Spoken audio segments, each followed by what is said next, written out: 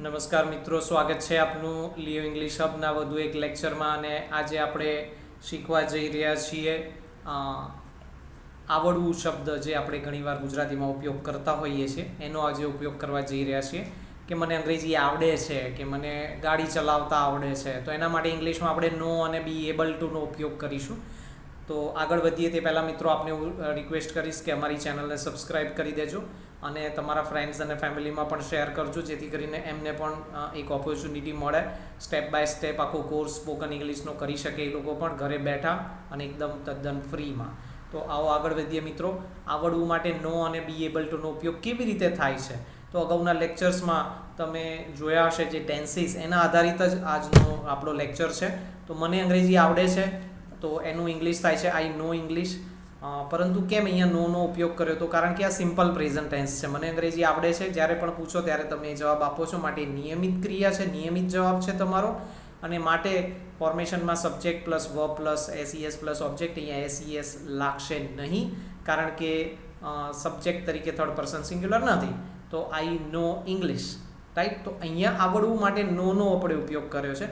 હજી પણ એવું એકાદું વાક્ય હોઈ શકે છે કે ગોપાલને સંસ્કૃત બોલતા આવડે છે, તો અહીંયા પણ આવડે છે માટે નોનો ઉપયોગ કરીએ. એસઈએસ લખીશું કારણ કે ગોપાલ થર્ડ પર્સન સિંગ્યુલર છે. તો Gopal knows speaking Sanskrit, right. Speaking Sanskrit અહીંયા ઓબ્જેક્ટ તરીકે લીધો છે, રાઈટ. આને આપણે બે વર્બ તરીકે પણ લઈ શકીએ છીએ. Gopal knows to speak Sanskrit, એ રીતે પણ લઈ શકીએ છીએ. અધરવાઇઝ આઈએનજી કરીને એને નાઉન બનાવી દઈએ આપણે. અને થર્ડ સેન્ટેન્સમાં થોડોક ટ્વિસ્ટ છે, એમાં બી એબલનો ઉપયોગ આપણે કરીશું. તમને અંગ્રેજી બોલતા આવડી જશે તો you will be able to speak English. અહીંયા be able to speak English એટલે અંગ્રેજી બોલતા આપણે સક્ષમ થવાની વાત છે, પરંતુ આવડી જશે. સાદી ભાષામાં આપણે ગુજરાતીમાં કહીએ તો તમને અંગ્રેજી આવડી જશે. આ સિમ્પલ ફ્યુચર ટેન્સ છે, માટે વિલ અને બી એબલ એ વર્બ છે. તો you will be able to speak English, right. Be એટલે બનવું કે હોવું, એ રીતે. તો આવી રીતે આપણે આવડવું સિમ્પલ ટેન્સીસ, જે સિમ્પલ પ્રેઝન્ટ ટેન્સ છે અને સિમ્પલ ફ્યુચર ટેન્સ છે, એમાં નો અને બી એબલનો ઉપયોગ આપણે કરીએ છીએ.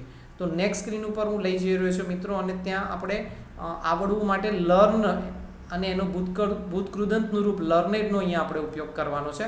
તો જેટલા પણ પૂર્ણકાળ છે, પરફેક્ટ ટેન્સીસ છે, એ બધામાં આપણે લર્નનો ઉપયોગ અહીંયા કરવાનો છે. જેમ કે પહેલું જ વાક્ય છે, મને અંગ્રેજી બોલતા આવડી ગયું છે કે આવડ્યું છે, રાઈટ. આવડે છે તો સિમ્પલ પ્રેઝન્ટ ટેન્સ, તો આઈ નો આવે, જે આપણે અગાઉ હમણાં શીખ્યા જ છે અગાઉની સ્ક્રીન ઉપર.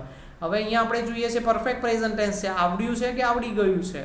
તો I have learning two speak English. અને અહીંયા જે મેં કીધું હતું કે અહીંયા ટુ સ્પીકની જગ્યાએ સ્પીકિંગ પણ અગાઉના સ્ક્રીન ઉપર આપણે જોયું હતું. તો ગોપાલ જે સંસ્કૃત બોલતા આવડે છે, તો ગોપાલ નોઝ સ્પીકિંગ સંસ્કૃત. અને અહીંયા આપણે ટુનો ઉપયોગ પણ કરી શકીએ છીએ. I have learning two speak English. બીજું વાક્ય, ક્રિસને સાયકલ ચલાવતા આવડી ગઈ. આપણે ઘણીવાર આવું કે મને તો આવડી ગયું, કે ફલાણાને આવડી ગયું. તો ક્રિસ લર્નિંગ ટુ રાઇડ, અહીંયા પૂર્ણ ક્રિયા છે, અહીંયા સિમ્પલ પાસ્ટ ટેન્સ છે, પણ ક્રિયા થઈ છે એની વાત છે. તો Chris learning to ride a bike. Bike એટલે અહીંયા બાઇસિકલની વાત છે, રાઈટ. તો આવી રીતે બે ક્રિયાપદ છે, માટે ટુ મૂક્યો છે. પણ મૂળ વર્બની વાત કરીએ તો આપણે આવડવું માટે નોનો ઉપયોગ કર્યો સિમ્પલ ટેન્સીસમાં, અને હવે પરફેક્ટ ટેન્સીસમાં લર્નનો, અને પરફેક્ટ ટેન્સીસમાં કારણ કે ભૂતકૃદંતનો ઉપયોગ થાય છે, ફોર્મેશનમાં વર્બ 3નો ઉપયોગ થાય છે, માટે આપણે લર્નેડ કર્યું છે, રાઈટ. હજી એક સેન્ટેન્સ જોઈએ. તમે પણ સારું અંગ્રેજી શીખી લીધું હશે. પૂર્ણ ક્રિયા છે, પૂર્ણ ભવિષ્યકાળ છે, perfect future tense. You will have learned good English, right. તો મિત્રો, આશા રાખું છું તમે આવા અનેક વાક્યો બનાવશો. તમને આજનો વિડીયો ગમ્યો જ હશે.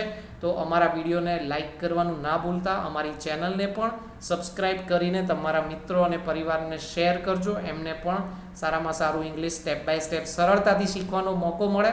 આજે જેવી ઇન્ફોર્મેશન આપણે મહત્ત્વપૂર્ણ જોઈ, એવી જ મહત્ત્વપૂર્ણ માહિતી સાથે આપણે આવનારા લેક્ચર્સમાં મળીશું. આજે જોડાવા બદલ આપનો ખૂબ ખૂબ ધન્યવાદ મિત્રો. Thank you very much.